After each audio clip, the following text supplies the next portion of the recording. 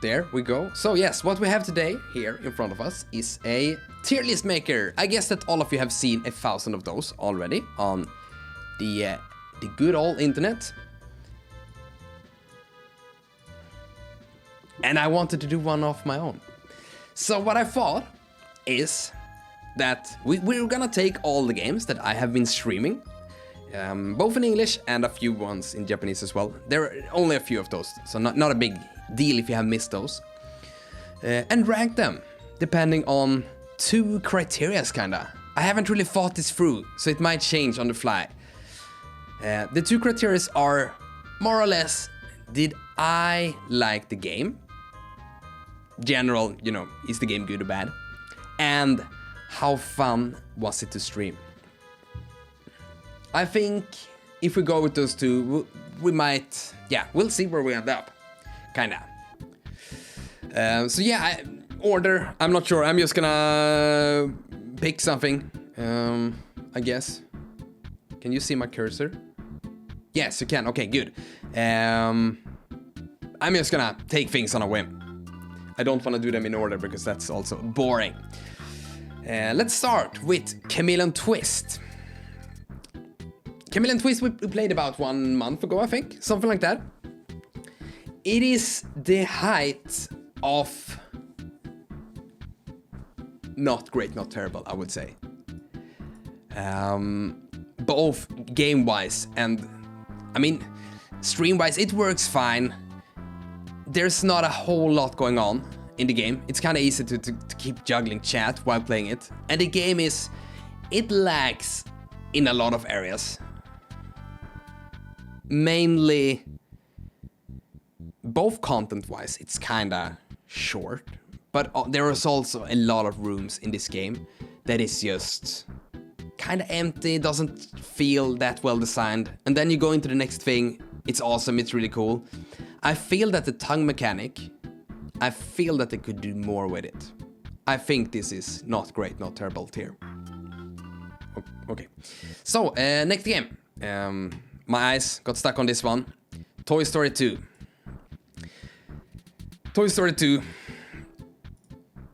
Grown up. I grew up with this game. Was a bit scared about playing it again. Would it hold up or not? It totally holds up, people. Toy Story 2 is a classic amongst licensed games, I would say. And I also had a really good time streaming it. It was a lot of fun. People there were... It was fun to talk about the games.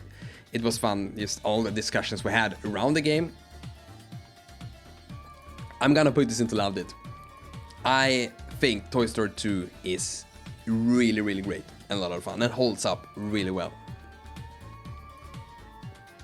Oh, you missed the Toy Story 2 stream, Kaiser. Yeah, it was a good one.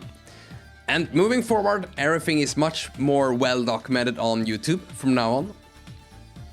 I didn't really put too much time into that on Twitch, so at least if you miss something from now on, it's gonna be there for hopefully all time and eternity, I hope.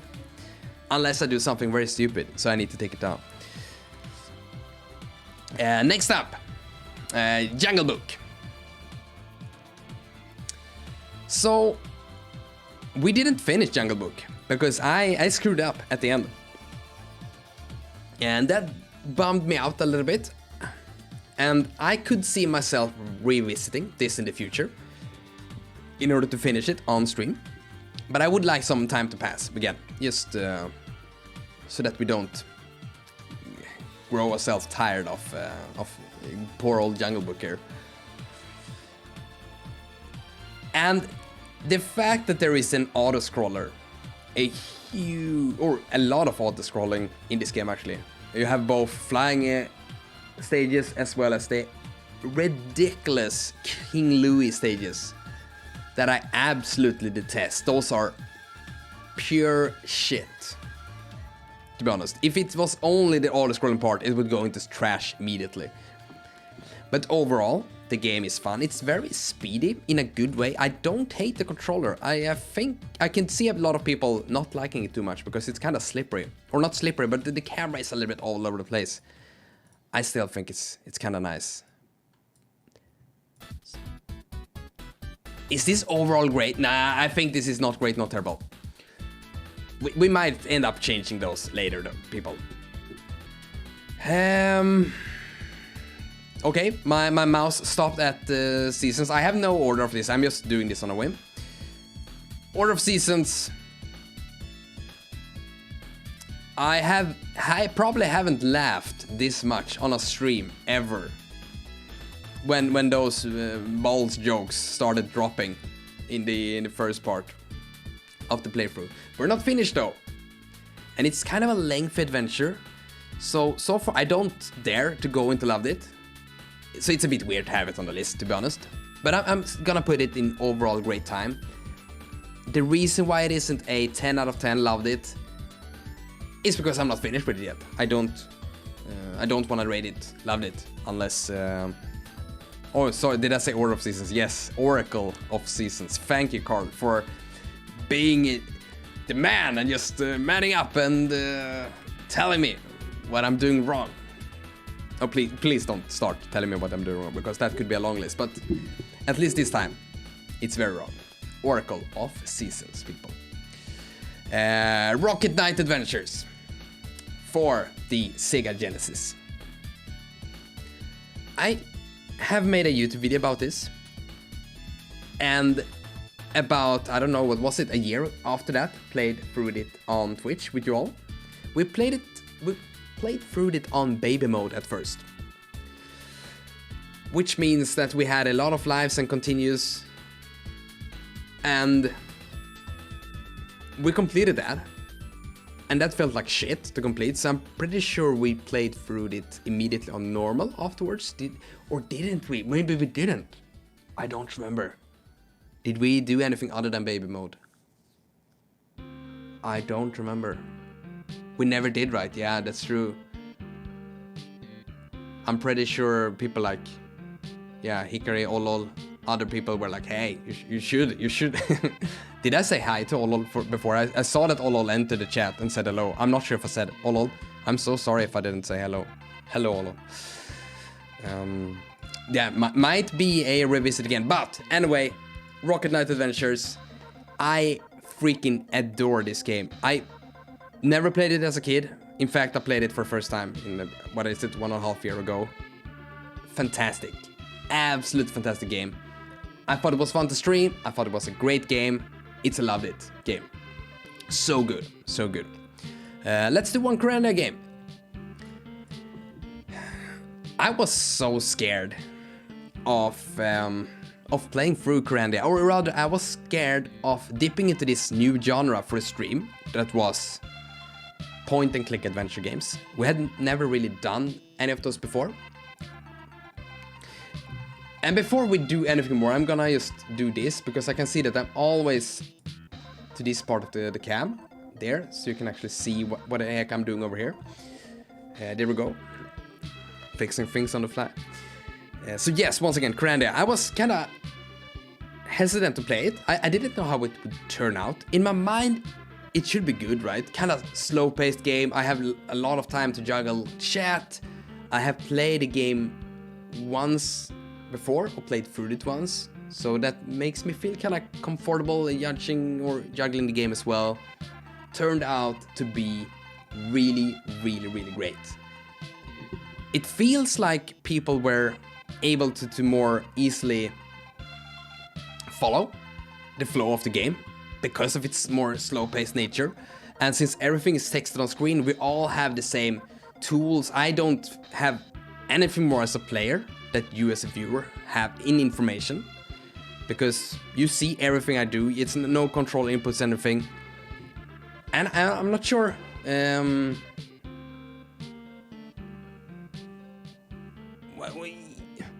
It just felt really good, is what I want to say. We're talking about the first Coranda game.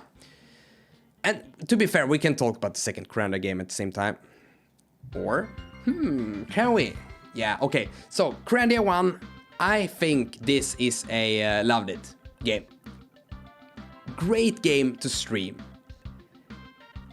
Oh no, wait, no, I'm too easygoing on this. See, I'm moving it down one pitch because, okay, here's why. The cave section in the middle of the game stressed me the fuck out. It was not a good time. So, quick summary on the cave part of the game. You enter this cave. It is ridiculously maze-like. And it's a part of the old games where you're supposed to be making notes of where you're going and just trial and erroring your way through it. That was not something that was fun to do on stream. I didn't do it. I put it on a map. But in the middle of it, we also realized that I had screwed up. So I had to redo the whole thing from the beginning. Luckily, we had some save files laying around. But the fact that you were able to lock yourself in there, and I remember cutting the stream about 30 minutes short because of that, because I was like, okay, no, we'll see if we'll even continue this. And then off screen, I tidied the whole run up, or cleaned it up, I should say, so that we were able to finish the game. And then it was nice, but that part made it overall a great time, because I remember being stressed, and if a game stresses me out in a bad way, then it's not deserving of the highest ranking. Ishmael says that I loved Hand of Fate when I was a child. Yes, we're gonna speak about Hand of Fate in a second here. I think the Grandia stream might have been one where I fell asleep in the middle. Not because of the stream, but because I came in exhausted, so I missed a bit of it. Oh yeah, when you wrote the first part, I was like, no shit, did people actually don't like this? I think that Kaiser was a big fan of those streams, if I remember correctly. And I remember some more people saying that they enjoyed it. So, which made me happy. No, Ishbay, I actually haven't tried Grandia 3 yet. So that is absolutely a future stream. I'm a bit turned off by the graphical presentation, but I do really like Malcolm as a character. Have you... sorry. Have you tried Grandia 3? And if so, what did you think about it? So yeah, Grandia 2. I remember saying during the stream that I liked the first game more. And I think that the episodic nature of Grandia 2, I mean the first one has that as well, but the second one had it so much more obvious, where all your items are taken away and all of that. I think that kinda took away a little bit from the game. I both like it a bit because it causes you to actually reset what your thoughts and everything. You're starting from a blank slate every time, every chapter. And there were some parts of it that was just the classic, being random for the sake of being random, that didn't really click with me. It was a little bit more of that in book 2. So I think I still rank the first one higher. But there were some sections in book 2, the second game, that really stood out to me. I remember when we did the Tower of Hanoi puzzle, where we're all just like, no one could really figure out the perspective of that, because it was so weird to see which part of the tower. If you don't know, Tower of Hanoi is, you have 3 towers, and you have to move all pieces from one tower to another one in order, in the least amount of moves. That puzzle was existing in this game. But when we figured it out, it was good. And it was also one of those moments where I was a bit scared about viewership, because when we got there and people were confused, I was like, man, people are just gonna drop out like flies now, because this just seems so random, weird, and confusing to everyone. But we were there for a long while, and because I was a bit curious about it, I went into the statistics and could see that no one left during those parts. At least the viewership didn't go down. It tends to fluctuate quite a lot, but during that time it was very solid. And it was just nice to see that people, the things that I might feel stressed about, and maybe like this isn't entertaining, this is just shit, or something like that, could still be good enough that people at least don't leave, right? So it was a little bit of an eye-opening experience in a way. Quite fun to play. The end is much tougher than the second one. Ooh. It depends on in what way it's tougher, I would say. But yeah, Kirandia Book 3 is definitely up there as a future potential stream game. Hikari also says that I can't speak for everyone, but I come to a stream for a streamer, not the game. And yes, you're so right about that, Hikari. As long as we're able to have something of a red thread through it all, then yeah, I guess it doesn't really matter if you do a little bit of a detour here that doesn't interest you particularly, or all of that, right? So you're right, Hikari. But as a streamer, you tend to be very scared about the smallest things, at least in the beginning. Nowadays, I'm not fussing too much about it because, like, there's so many of you that keep coming back. I'm having a great time. That's all I need, right? Okay, next game. We've been on this for a while. My eyes couldn't be drawn away from Ni no Kuni. So this was a Japanese stream. I streamed this game quite a few times in Japanese. I think it was about 3 to 4 times, I think. And as a streaming game for Japanese studies, it worked very well. I would like to say that it was absolutely a good way to practice language. Except for that part, we had one stream where we came to this forest. If for anyone that has played the game, you have this sidekick that I don't remember the name of in both Japanese and English actually. But anyway, you see the little dude on the screenshot down here. Very small. And you get to this dude's village and they all speak in Kansai Ben in Japanese. Shizuku, thank you Hikari, thank you. In Japanese is Shizuku. And oh boy, do they speak in Kansai Ben. And me myself, I lived in Kansai for 2 years, but I never really spoke Kansai Ben. Ben is dialect in Japanese, so Kansai dialect. I can understand a little bit of it, but doing about 2 hours of read out loud material for a dialect that I'm not comfortable about, no. And it was the same freaking music track playing all the time as well. Yeah, no, that stream didn't love it. Absolutely didn't like it. But okay, so yeah. Otherwise, good streaming game. But I ended up dropping Ni no Kuni because I just could not handle the battle system. I thought it was brain dead boring. I absolutely didn't like the battle system. And I also really dislike the main way to solve anything in the game, which is you take one feeling from another person that's sad or that's very energetic. You take that feeling from the energetic person, and then 5 minutes later you always find a person that's not very energetic, and you're like, oh, I need to take this bottle of energetic energy and give it to the non-energetic person, and you just keep on doing that everywhere you go. Really cool concept, executed piss poor. Absolutely didn't like it. And it was a lot of those things that as if it was my first RPG as a kid, I would have loved it. But as a I'm gonna say veteran RPG player, it just wasn't very fun for me. It has some redeeming parts, like some tracks. The world map theme is great. I hate the battle theme because it's stupidly not fitting an RPG. It's just so many weird things about this game, and a few that's really good as well. Presentation wise, graphical and everything else. Graphical presentation wise, great stuff. So yeah, I'm gonna put this in. It had something good about it, but overall, didn't enjoy it very much. But please try it out if you're keen about it, because a lot of people like it. I don't.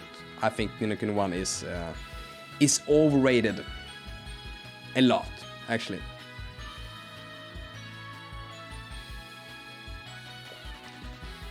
Ishmael didn't play the first Ni no Kuni game, but the second one, and there's a lot of Japanese dub and good music, if I recall correctly. Yeah, and I did watch some gameplay of Ni no Kuni 2 after this, and just looking at the battle system, I think it's gonna fit me better, so I want to give it a try. Definitely. Kansai-ben är det. Exactly, there we have it, some Kansai-ben, right? A lot of är in Kansai-ben, that's for sure. Speaking of Japanese, says Hikari, I have resumed my playthrough of Tales of Vesperia in Japanese. Some days it's as smooth as a spring river, other times it's like my Nihongo was never jaws to begin with.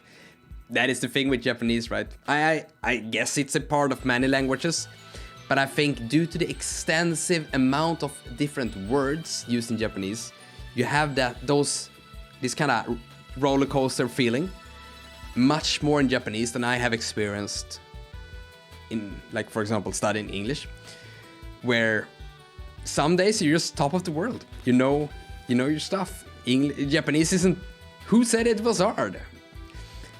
And then if you're reading a manga, you're like, I'm the best. And then you just flip the page, and a new person comes in that just speaks with. He drops 7 new words on that page alone, and you're like, fuck me. I don't get this language. This language can just go away, please. That back and forth all the time. I totally get your point there, Hikari. Totally. Rogue Legacy 2. I love Rogue Legacy 2. They handled early access perfectly by adding just the right amount of content all the time, injecting it into the community. The game is a roguelite where every time you die, all your money is being carried over to the next person that enters this castle that you're going through. I'm not gonna explain the whole game. If you're curious about it, check it out. But a lot of things are carrying over from game session to session, and it's really addictive because if you level up you're kind of leveling up your whole family. So there is a ton of permanent upgrades, and it's overall really fun. Extremely tight control. I love the control in this game. We played it for one stream, and as a stream game, I didn't love it. I don't know why. Maybe I just can't handle this kind of content. I might be better at having more to say regarding more scripted games. I'm not sure. Maybe it's me that's wrong. Maybe I should have a trash tier for TDN here. No, I probably shouldn't, but it's Rogue Legacy 2 for some reason wasn't that great to stream, and I don't know why. So this is an overall great time because I love the game to death. But it's not a loved it, because if it's gonna get the loved it rating, it needs to be a lot of fun to stream, because this is kind of streaming focused, right? But I'm plowing through the bad days, and usually I can feel myself getting stronger. Better. Yeah, no, stronger is the right word, Hikari. And yeah, that is the way. Language studies, or any studies, I guess. Even those days where you feel like shit, remember the good days and keep on going. That's all we can do, right? Oh no, you missed that dream as well, Kaiser. Yeah, some catching up to do, it seems like. But you're here now, and that's all that matters. And yes, Tales of Symphonia music. Great stuff, right? Tales of Symphonia, I've said this multiple times before, but the soundtrack is growing on me. I liked it as a kid, but I'm starting to like it even more. Just a lot of tracks where there isn't a lot of things going on. This one has a lot of things going on, but other tracks just doesn't.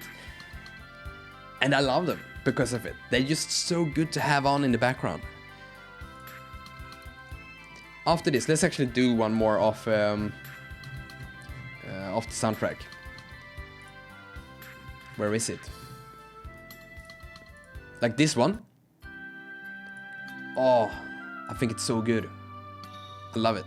Okay, next one. Mega Man Legends.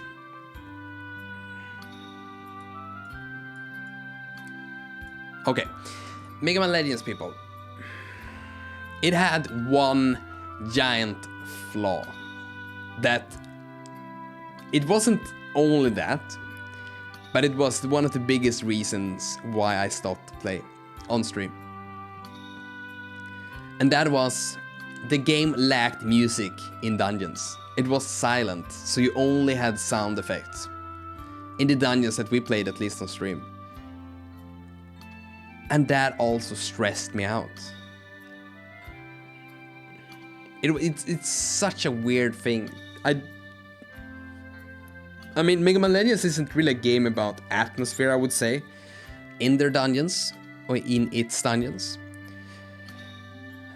And I didn't like just hearing myself talk, hearing sound effects, and having no music. We could, of course, go for some background music, but I didn't want to do that and just ruin at least not in the beginning of the game. It's a different thing if we have grinded a boss for some time, or something like that, like in Order of Ecclesia, for example. But Mega Man Legends, yeah, that was rough.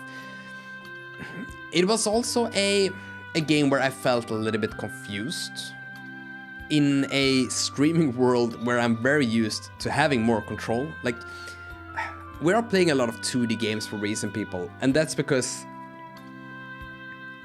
the 3D perspective gives much more room to just go around in circles, especially in some games where that's part of them. And I probably need to get better at it, but it was a bit of a hard time to understand where to go sometimes in Mega Man Legends, and I'm just used to always knowing where to go. The only thing hindering us is the challenge getting there. Once again, probably something I have to work on. It isn't only Mega Man Legends' fault. So I thought that I would play through the game off stream, but I still haven't done that. This game, though, did get me one of my most viewed videos on the channel, on the YouTube channel, where, you know, the whole kick the dog thing, that is still racking up like 8-9 views a day by people searching for it, let me tell you that, which is actually kinda neat. And I think it's a kind of a nice short as well. It makes me happy to rewatch it from time to time. I think it was fun. It's really fun when they're talking about political upheaval stuff and you're following along without trouble. Yes, exactly.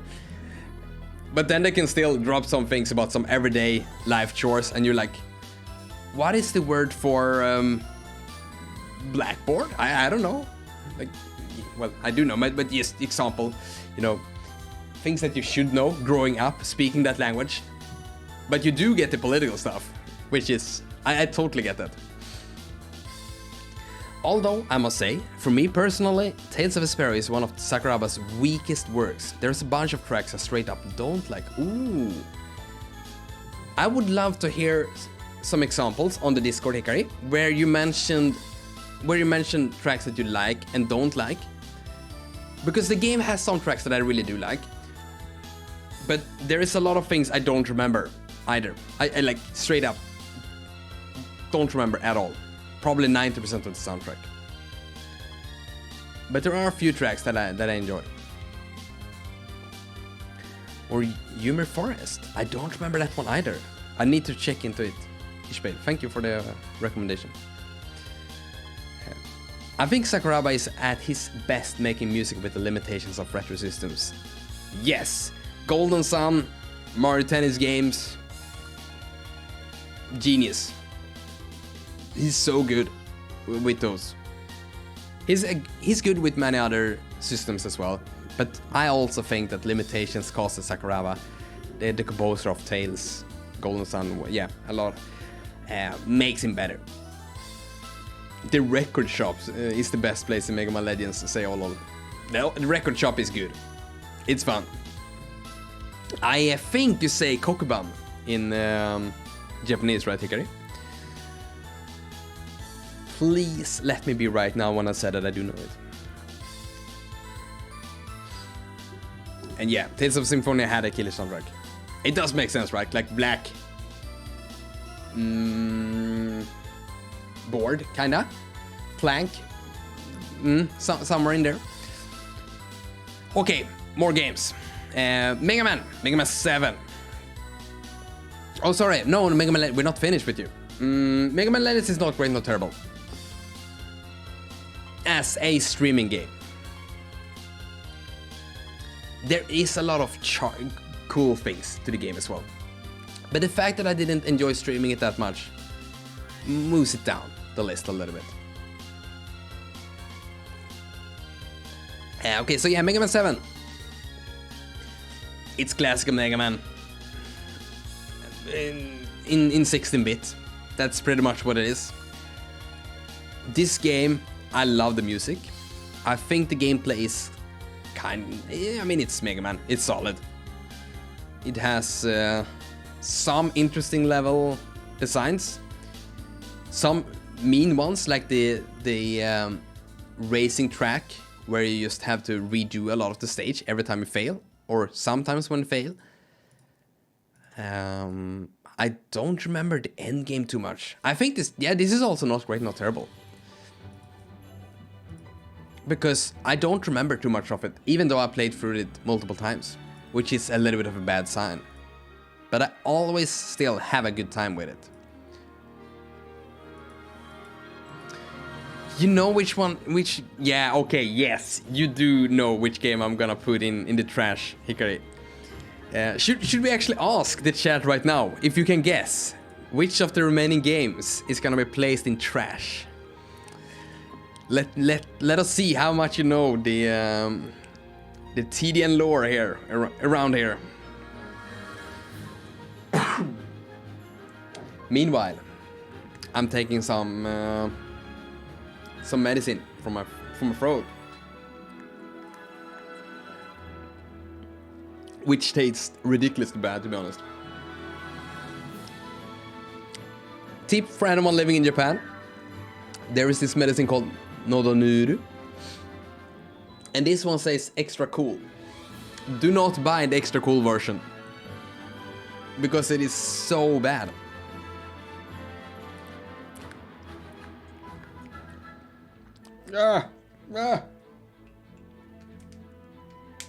Yeah, doing drugs caught on film. Yes, true. I mean, it is. And now we got flagged on YouTube as well. Great job, both me and you, Hikari. Kokoban what? I mean, Blackboard, like I said before. Okay, no one is answering my little question here. But the game... Oh, but first, okay, hello, Haku. Oh, you're thinking about Ninja Gaiden or Katamari Damacy? No. No. We have one that is just so much more worse than those. And welcome, by the way, Hacker. I probably didn't say that. The trash tier game. We're gonna do that now. Yeah, so Hikari is on to the right thing here. We can talk about both those games at the same time. So, you all remember Rocket Knight Adventures? I put this in the loved it tier. After this, and I even said this in the video, that I was so excited for playing through the sequels. And I saved those two sequels for quite some time because I didn't want to waste them right now. I wanted another, another shot like Rocket Knight Adventures. So we played through Sparkster for Super Nintendo. The left one here is the Super Nintendo version. And it is okay. This is absolutely a not great, not terrible game. It is more of an interpretation of the Genesis game that had its unique, cool things. It had some great versions of music. The control scheme, from what I remember, wasn't that bad. And it was overall a good time. But it wasn't nowhere close to the greatness of the Sega Genesis, the first game. because on Sega Genesis they decided to do another Rocket Knight adventure game that's also called Sparkster, or in Japan it's actually called Rocket Knight Adventures 2, if I get my facts straight. And oh boy, is this a pile of stinking, really, really nefarious pile of shit. This is trash, people. Sparkster for the Sega Genesis, or as it's also called, Rocket Knight Adventures 2, is trash. It has no charm. The game controls like shit. I don't remember anything good about music. It is a lifeless piece of junk. If it wasn't for the first game in the series, I wouldn't have rated this as trash, I think, because it's still a game. And I'm probably exaggerating a little bit. But with the amount of hype that you have going from the first game to the second game, oh boy, is it trash. I hated this game. I was so disappointed. I remember being kinda, I don't want to say mad, but I was in a bad mood because I was so betrayed by the game. And I can't remember that happening throughout any streaming game on that scale. Where I got just, yeah, I was probably just sad. I felt betrayed. Here we go. Say Shispel. Yes, we did. And the thing is, I think I'm kind of a positive guy, which makes my mind, whenever I encounter something that's bad in my life, give it 2 days and my mind has tried to push it away. Is that same for all of you as well? So I can't really say too much about Sparkster for Sega Genesis, because my mind has already just emptied those memories. Just go away. We don't want you. We want games like Toy Story 2 and Rocket Knight Adventures 1 in the memory bank, not Rocket Knight Adventures 2. So yeah, that's how I do. So sorry, I can't really say too much about it, except that I hate the game. And it's so confusing, right? Like, both of them are called Sparkster, but the Super Nintendo one is only called Sparkster everywhere, I think. And the Genesis sequel is called Sparkster somewhere, and then Rocket Knight Adventures 2 in Japan. And it's just, such a mess. And yes, like you're saying, Hikari, it was indeed the Mega Drive version that was garbage. So let's move to better things. Let's go for Warland 3. Warland 3 was a lengthy one. Did we do 4 streams of this one? I thought that it was a bit too much. I loved the first 2 streams, but after a while you just go back and forth a little bit too much. And although I think that's Warland 3's strength, and I would have loved to play through this whole game as a kid, I didn't. I only played through it about 2/3. It got a bit too much. We didn't 100% it, we only finished the story. I still think it's an overall great time. It's just a bit too lengthy. Or, wait, I actually think this is not great, not terrible, but in the top upper part of it.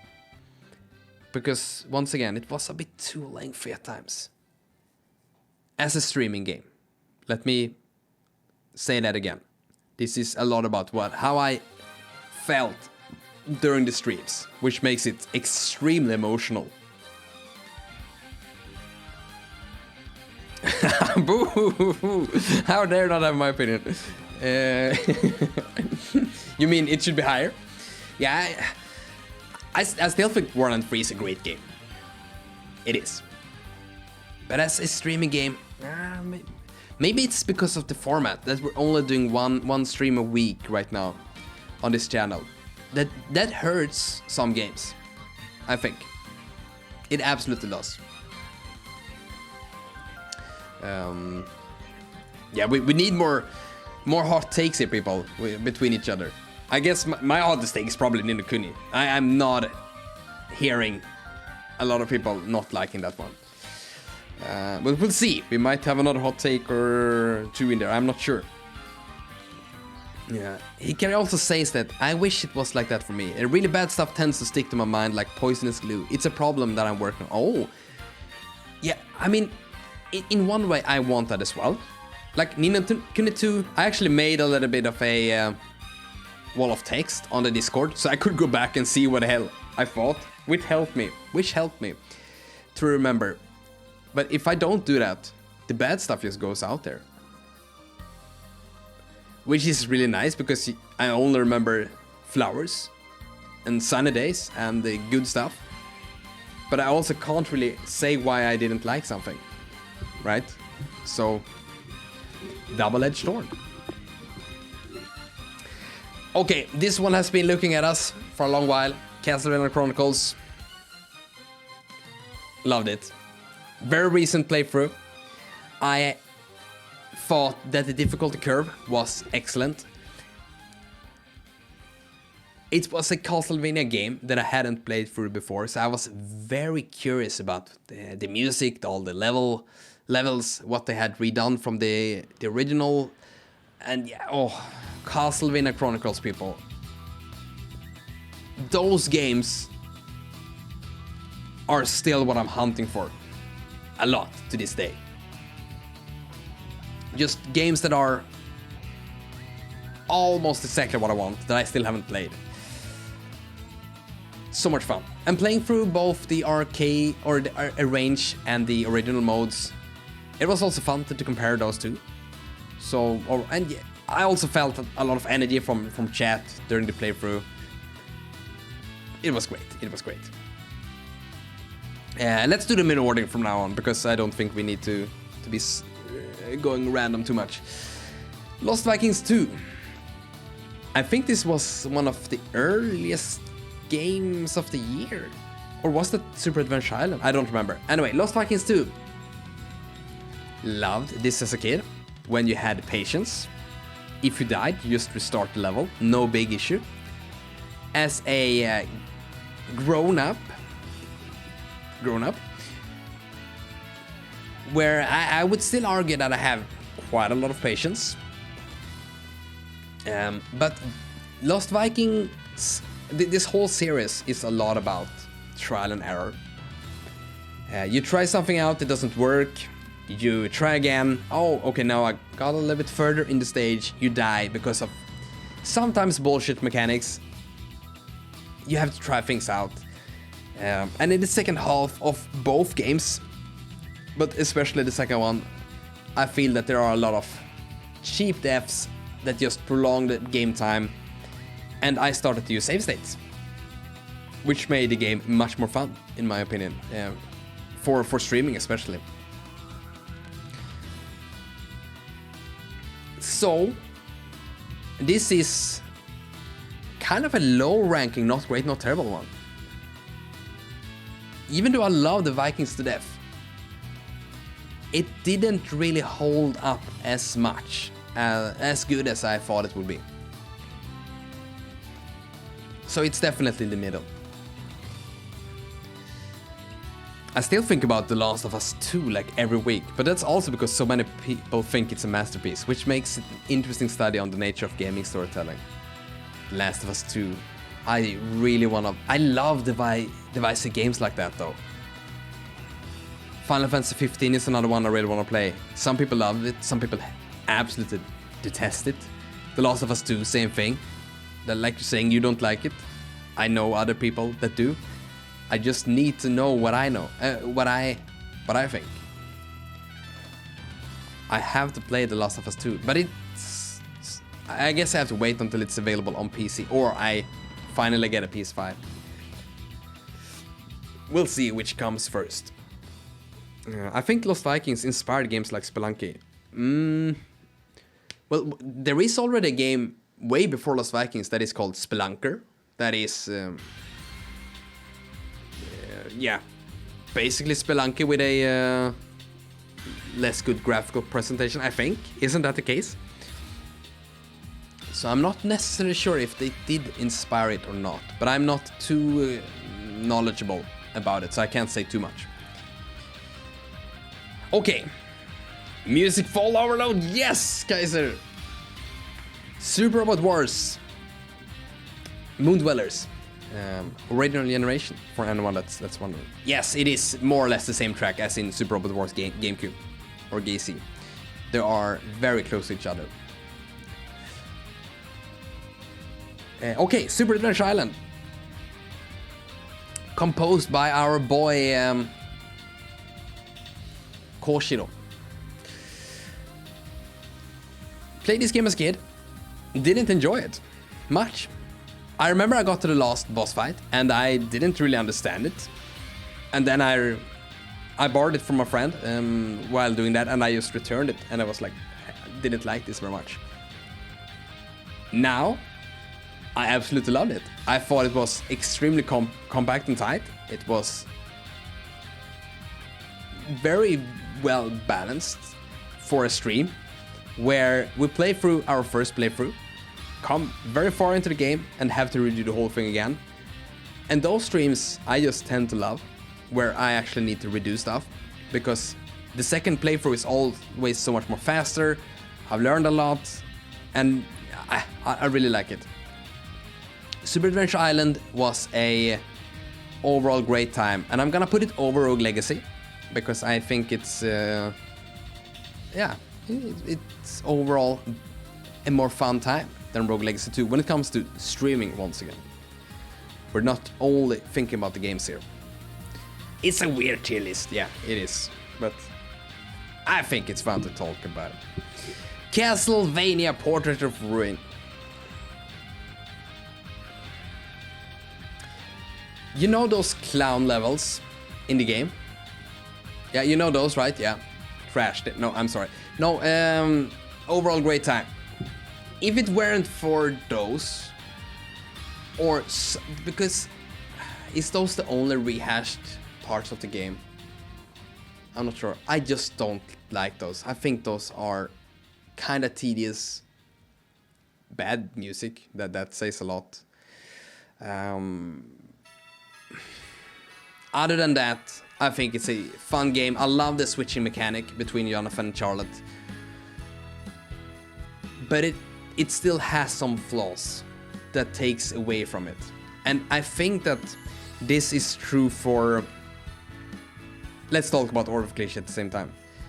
I feel that time constraints on the development takes away that final home run feeling from both Portrait of Ruin and Order of Ecclesia, where you can kind of feel that there were some rehashes done that didn't really feel right in those places. I mean, I don't, of course, game development, rehashing, like, you kind of should do it because you should aim to save time, right? But both in Order of Ecclesia as well as Portrait of Ruin, there are some areas that just feels incomplete and somewhat soulless. And that takes away from them just being masterpieces. They're still really fun and has so many redeeming qualities. But once again, some areas just lack that oomph feeling. So I'm gonna put those two next to each other. And if we were to rank those two next to each other, I wonder, do I like Portrait of Ruin or Order of Ecclesia more for streaming? I don't know. I really don't know, people.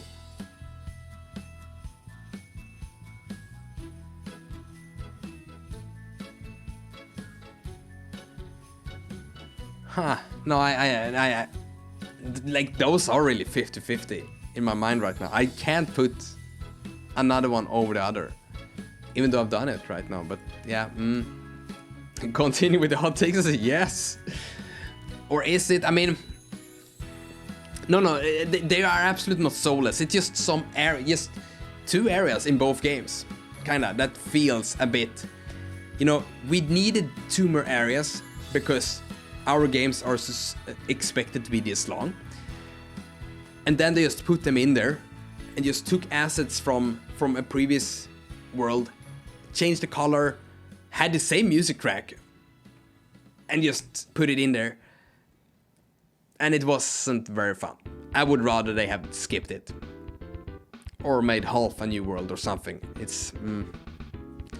those things takes away from games for me. The whole package needs to be solid for me to be, you know, chef finger kissing lips, whatever. That's not what you say, but you get my drift. Would you say that there are more soulless areas in the DS games than there are in the GBA games? No, I think... I think that Area of Sorrow and Dawn of Sorrow actually has the least amount of soulless areas that I can think about. And I mean, no surprise, the games, both those games that I mentioned are about drawing in souls, right? As Soma Cruz, so of course they're not soulless. Jokes aside, I don't remember any areas that are like I am describing right now as soulless. At the same time, I think I still like Port of Ruin. No, I'm not sure, no. I'm not here to rank the other Castlevania games for GBA and DS. I can't. I'm not prepared. Yeah, right. I get what you're saying. I don't quite remember anything like that myself, though. See? Now your brain is the one that's just pushing away the bad things, Hikari, and they're only remembering the good parts, just like mine usually does. Maybe we're kinda alike, after all, when it comes to thinking.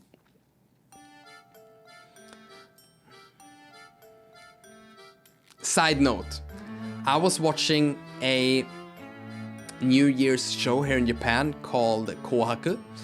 And on there was this singer that I had never seen before that had a voice that I've heard somewhere. And I was about to go crazy because I really recognized the voice, but I didn't know from where. And then it just hit me. One of the Japanese openings for one of the DS games, I think it's the fourth one in the series, had a Japanese opening called Mysterious Flower.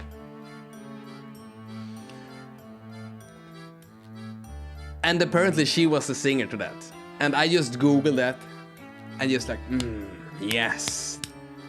And I said Google it, but I actually remember it myself. So I was hearing her voice on TV, on Japanese television, and I was like, yes, this is the opening for that Professor Layton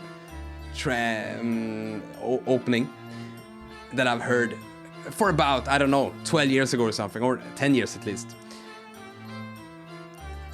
And yeah, and the reason why I'm speaking about this is because we're listening to the Professor Layton theme right now. So yeah, off topic.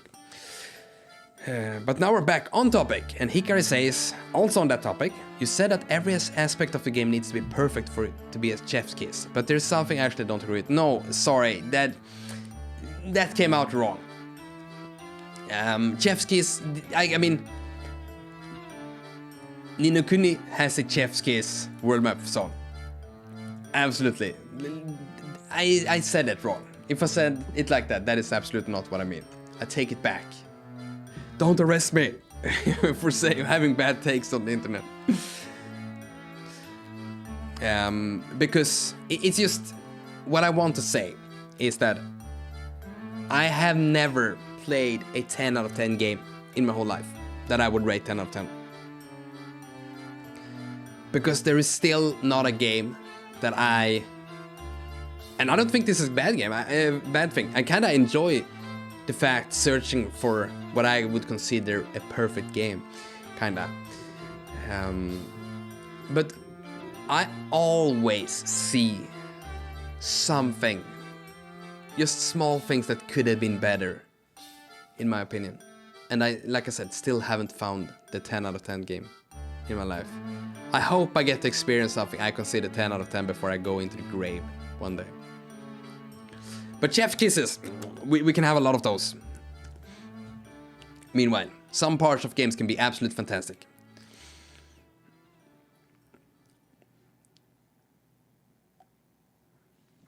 Fallout 4 example there in chat. Trash main story, but the exploration is one of the greatest I've ever experienced. Yeah. That's great. Then my point still stands, say Hikari. I will gladly give it a 10 out of 10 if the game moves me enough, regardless of flaw. Oh, yeah, I see, yeah. I guess that's, I mean, reviews is completely personal. Where do you put the bar? That's all about what that is, right? So that's why, I mean, you can't really argue about numbers in that sense, because everyone is so different. You can always though argue about like what do you think about the game overall, which parts did you like, which part did you not like, and that makes for much of a more interesting discussion. Interesting though that you can gladly give it 10 out of 10 regardless of apparent flaws. But once again, it's all about where you put the bar. If it moves you and that's a 10 out of 10, that's nice as well. Okay, we're soon finished with the tier list here, people. Super Adventure Island 2. They changed up the formula a lot for this game compared to the first one. The reason why I liked the first one so much is because it's very straightforward. The difficulty curve, like I explained before, is good. And the music is not... It has about 2 really cool tracks, and the rest is okay. Super Adventure Island wants to be an exploration-heavy game. Sometimes it kind of nails it, because it had a lot of rewards that you could find. Secret shortcuts and stuff like that, teleports all over the place, HP upgrades, things like that, right? But it lacked something in a lot of those stages. I mean, it wasn't as tightly designed, I would say. And the map system, I didn't like that too much. And overall, just a less tight platforming game with exploration. It had this winter theme though. I had never played Super Adventure Island 2 before playing it on stream. But the winter theme on the winter stage is probably one of my favorite, at least top 5 finds last year in music, video game music. Loved that one. And I also just did this whole curse thing with games on the stream where whenever I say we're gonna finish this stream, I ended up saying that for 2 streams, and on the 3rd one I finished the game. The game just didn't end when I thought it would, which isn't a bad thing per se. It's just me. I have learned to not say that this is the last stream now, people, because every time I say that, it just never is true. This is a not great, not terrible game, I would say. They wanted to do cool things. I don't think they nailed the execution, but it was still overall a fun game to play through. Although a bit all over the place. Ys 8 and Dark Souls 1 is near perfection. Ys 8 near perfection. That is a take I don't hear very often, but I have had a lot of fun with Ys 8. It is a very fun game. And Dark Souls 1 is also a very, very, very fun game. Both those games are great. I agree, Ishbit. Not sure about the near perfection thing, especially about Ys 8. There is a lot of wonk in Ys 8, but it's still a very, very fun game. Art is, after all about having it how it makes you feel. It's more about vibes than the technical gameplay. Yes, exactly. And the technical gameplay is part of how we feel, but absolutely art is all about how it makes you feel. And once again, that's extremely subjective. But we still need... I mean, I don't want to say that we shouldn't do review numbers, because I still think it's fun that people do those. It's just a bit weird that a person's, like my 6 out of 10 is probably the same as a video game critic's 8 out of 10 in many cases, because how that system is just inflated to just go upwards, or was at least.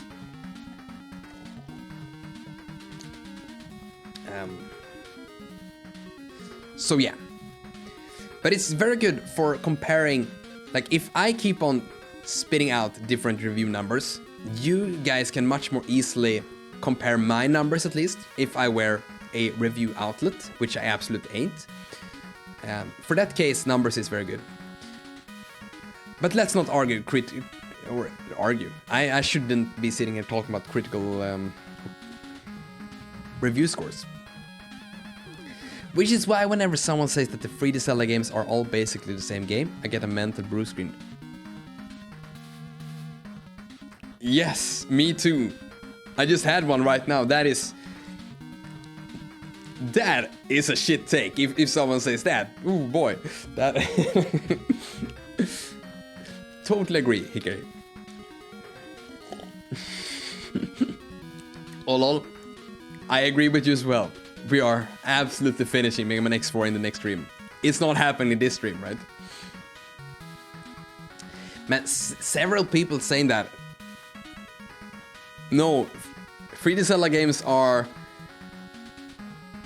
I would argue, one of the series that keep on changing the most. Maybe between Ocarina of Time and Majora's Mask, since they're sharing the same engine and all. They have a lot of similarities, but even those two are so vastly different in what they make you feel as a player, what kind of task they put you up to. It's just, no, 3D Zelda games are absolutely not the same game. They are vastly different. Oh boy, that is a bad take. Bad take. But back to good takes, people. Back to Pokemon Fire Red version. So the reason why I started to play Pokemon was I wanted to be able to stream on Saturdays. And I wanted a game that I could play now and then. So this started off as an off schedule kind of thing. But it turned out that it was very fun, and it moved to the mainstream very fast. Or maybe we started, I don't remember how it was. And but we haven't finished it. I just wanted to play something else for a little while, and then we never got back to it. I mean, we still have the save file. We could be moving back to Pokemon Fire Red, because this game was very, very fun to stream. And that is probably because of the nature of Pokemon. It's kind of slow-paced, which makes it easy for me to catch up on stream or stream chat. Note, we did play a modded version, which added a hard mode and some quality of life changes, which overall, in my opinion, just made it a more enjoyable experience on stream, for me at least. And if I'm enjoying myself, I would argue that you guys are probably gonna have a better time as well.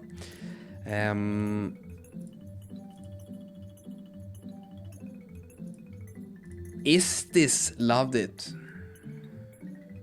I mean, I haven't finished it, but that's not really because of the game. It just didn't really. It's a very long playthrough, and I'm only streaming once a week, so that's kind of why. I think I love this, or did I? The fact that I can't really argue why I loved it. I think it was overall a great time. Now when I think about it, yeah, I think it was.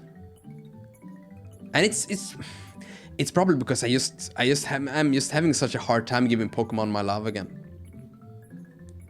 I think I can't put it in loved it. But overall, great time.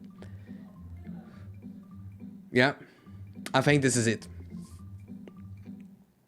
This is hard, people. I never done tier lists before. This might be why I can't decide. And I'm just gonna sit there for 5 minutes and be like, without saying anything. Should I? No. Like that. New stream idea. Bad takes tier list. See, okay, people, if you have a tier list idea that you would like to see me do, we could definitely do something like this again if this is even the least amount of fun for people. And like you're saying there, bad takes tier list. If you would find something like that or create something like that for me to do on stream, let me know. I just need to. I don't want to do it completely blind. I just need to look through it and just validate that it's okay for my stream. I mean, I trust you guys mostly, but it's just I just want to be in control of what I'm actually sharing on screen, right? Just a quick glimpse, but I don't want to think too much about it. Because I want it to be as pure and raw as possible.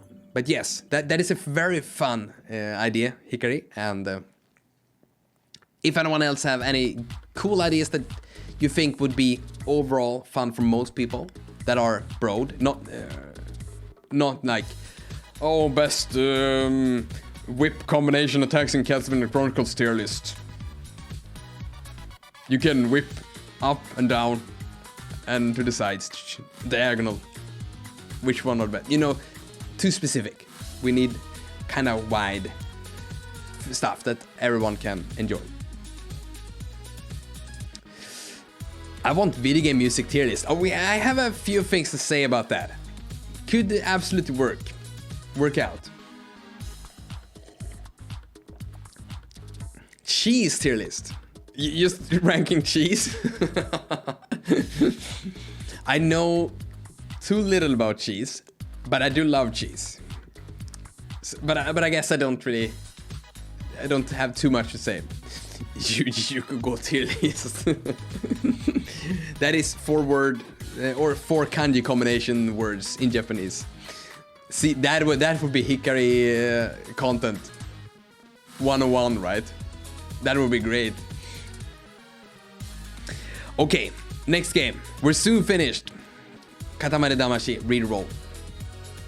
I remember when I read about Katamari Damacy in a old Swedish video game magazine called Superplay. And when they explained the game, I was sold. That sounds so cool. You roll small things up, you grow bigger. You roll bigger things up, you grow even bigger. At the end, you can roll up to the planet, kind of. I was like, what? How does that even work? I played the first game for PS2, loved it. This one is a remake of that, by the way. Played almost all games in the series since then. At the end of Katamari Forever for PS3, I felt that I had kinda enough of the game series.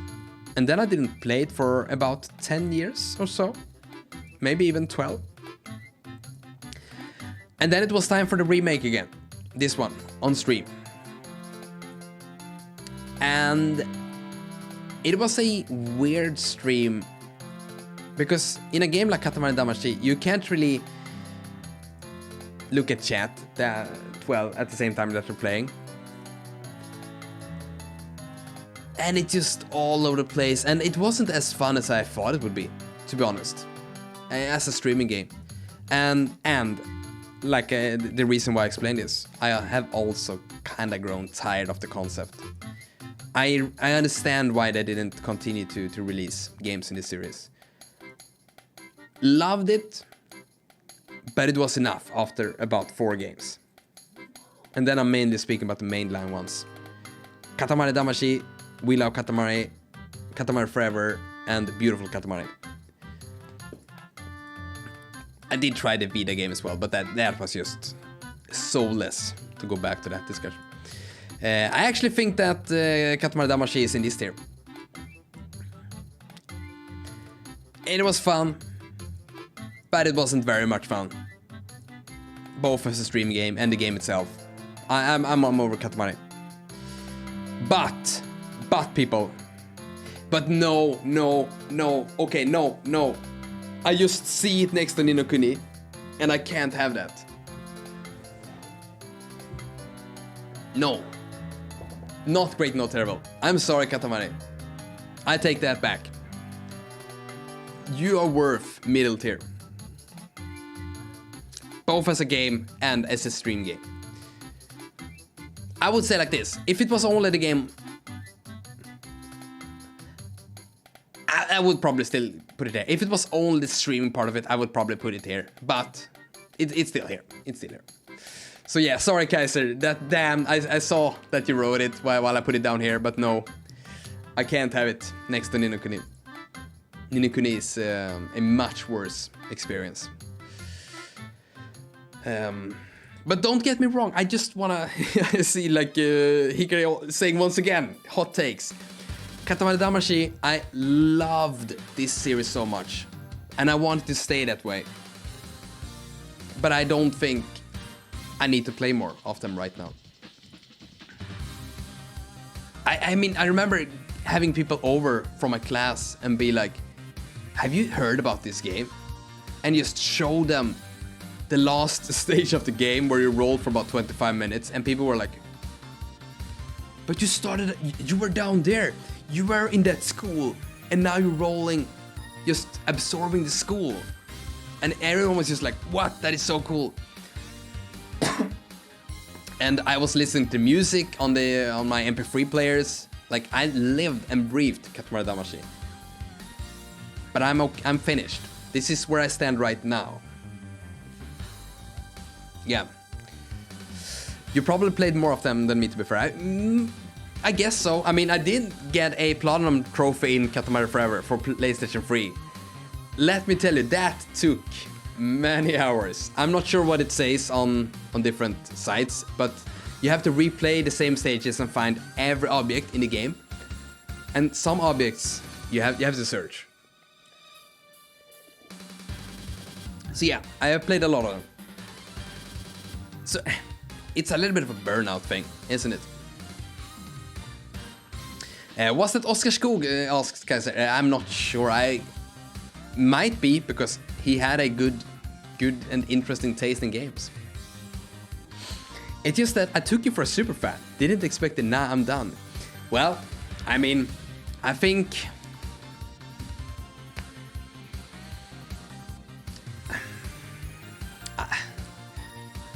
this sounds so weird, but I think it's one of my strengths to just be able to take off nostalgia glasses and be somewhat more objective about what I actually think about the game now.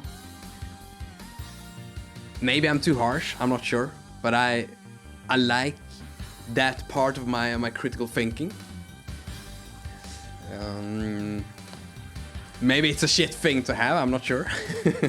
but I mean, I still would consider myself as a super fan. I just don't really need to play much more of it right now. At least not on stream. I could still see myself start up the game, play through those two last stages of the original and Wheel of Katamari, and just enjoy those for what they are. The music is so cool in Katamari. It's all over the place though. Second to last game.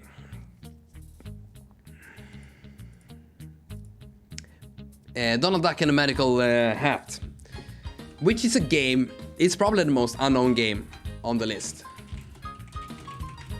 Donald Trump, first things that appears. Donald Duck and the Magical Hat, Super Famicom. I just want to show you some pictures of it. I mean, can we actually see anything on those? Yeah, you get a little bit, you get a glimpse of it here. It's a platformer and somewhat of a minigame collection for the Super Famicom. That is, it only released in Japan. And I think I discovered this game, was it you and me, Kaiser, that was talking on Discord, and we were... Did we hear a track from it? Or I remember going on GameFAQs, Game FAQ, and seeing that someone had rated the game so high. Looked at some screenshots of it and was like, it's a Donald Duck game that I haven't played. And I was super excited, and I thought I shouldn't watch or look into anything more of this game, and just play it on stream. And no one in the stream had played this game before. I don't think a lot of people have even heard about it. It's really obscure, this game, for us in the West. Which is kinda insane thinking about it, because, you know, Disney games and Donald Duck is usually considered very good games. There are a lot of them. There are obviously a lot of bad ones as well. So we played through it. And it started off interesting. A lot of cool mini games. The graphical presentation is great. Then it leaned very heavily on the platforming side of things, and the platforming in this game wasn't very good. I don't think there was a lot of good music either. It was cool finishing the first batches of levels or mini games and realizing that you were going into another world and seeing a whole new world map and all of that. But still, not great, not terrible. Really, really fun to play something that no one knew anything about though. I love that part of it. By the way, there isn't really a ranking within those tiers that much. In some cases there are, but if so, I tell you about it. I think it was with me, and we heard it on a video game music quiz, then checked it out on a game fact. Yeah, I think it was like that, right? It sounds right. Hikari says, I do get your viewpoint, but it's a different approach for me. If I like the game in the past, those positive feelings won't go away, even if I do objectively see the faults. Yeah, I mean, once again, back to Katamari, I love the game. It's just that right now I'm doing this tier list now and not with things I thought 10 years ago. So that's probably the viewpoint I'm going at. But like you said, I get your viewpoint as well. And I still love Katamari. But not in the context of this tier list, if that makes sense. It's so hard to rank things, people, because I like, when I say I love Katamari, and my first freaking tier is called Loved It. It contradicts itself a little bit, but at the same time, I think you get what I'm trying to say, and I'm getting what you're trying to say, Hikari. So yeah, that does make sense. Nice. I guess I can more easily put myself back into that mindset from the past. I don't want to say that I can't though. It's just like I said, I'm doing this from like right now. The thing is, tomorrow, I mean, Lost Vikings, I might wake up and be like, what the fuck did I rate that? I like that. That is a overall great game, and you know, things can change. It's very emotional. Let's end it at that. And segue. Speaking about emotions, Ninja Gaiden for NES.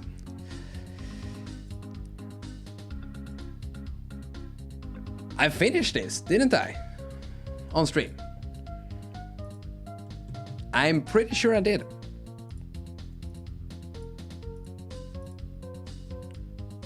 Yeah, we finished the game. There was a few resets being done on especially the last stage. But overall it went by kinda fast. This wasn't the first time I played a game. I played it, I don't know, many years ago. And I came to the last boss, but I failed. Very, very hard at the time.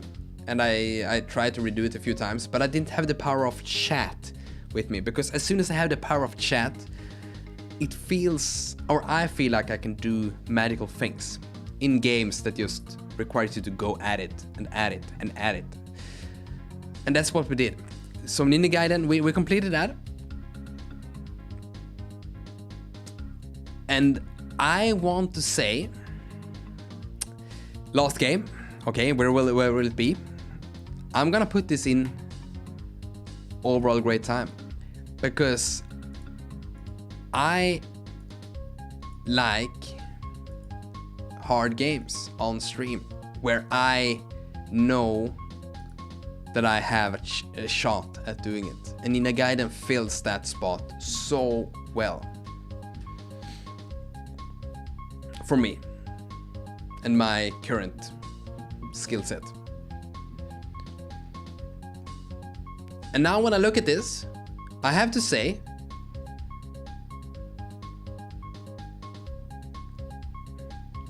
that I think, I mean, Trash, Sparkster, yes. Ni no Kuni down here, yeah. Toy Story 2 Rocket Knight Adventure, Castlevania Chronicles up here, yes.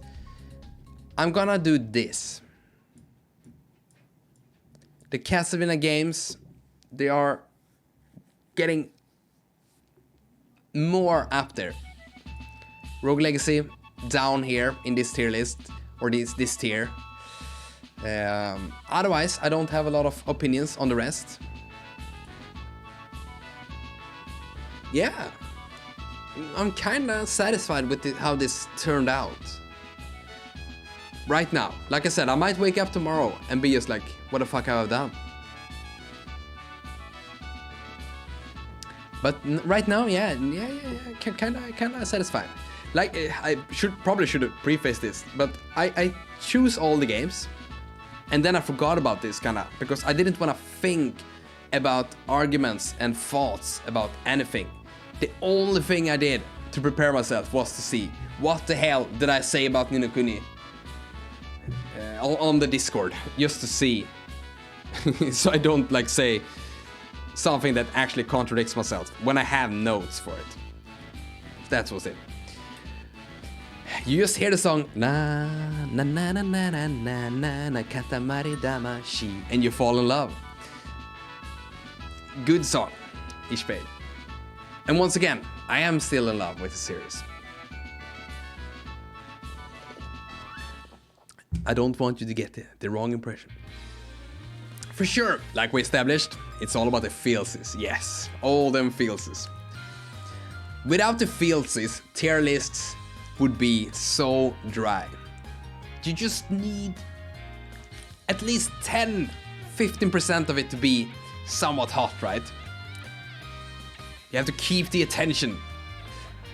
At least I have to keep myself or my own attention. Oh, this bicycle theme, people. Where is Cyber Shadow? Yes, that was 2021, I think. I might have made some screw-ups. I'm not sure. But I am pretty sure it was 2021. Because that was the first time I did a robot voice on stream, I think. So that was early stream, Cyber Shadow. Because I remember being very proud of my robot voice, the first stream. I was some of my best voice acting ever done. My top 3 as a watcher was Grandia 1 and 2 and Pokemon. Oh, yeah. Please let me know if you have any top 3s or something like that. Very curious. And yes, the Grandia streams. Kaiser, like I said before, I remember you really liking them, which gave me energy to play more. Your hype really was contagious, I would say. In a very good way. And Pokemon, yes. If a lot of people want to, let me know and we will revisit that. And yes, this is where I'll cut the YouTube part of this tier list. If there will be a YouTube part, I'm not sure. Thank you so much for watching. Leave a like, subscribe if you like this kind of content. See you in a stream soon. Sorry. And yeah, bye bye video viewers.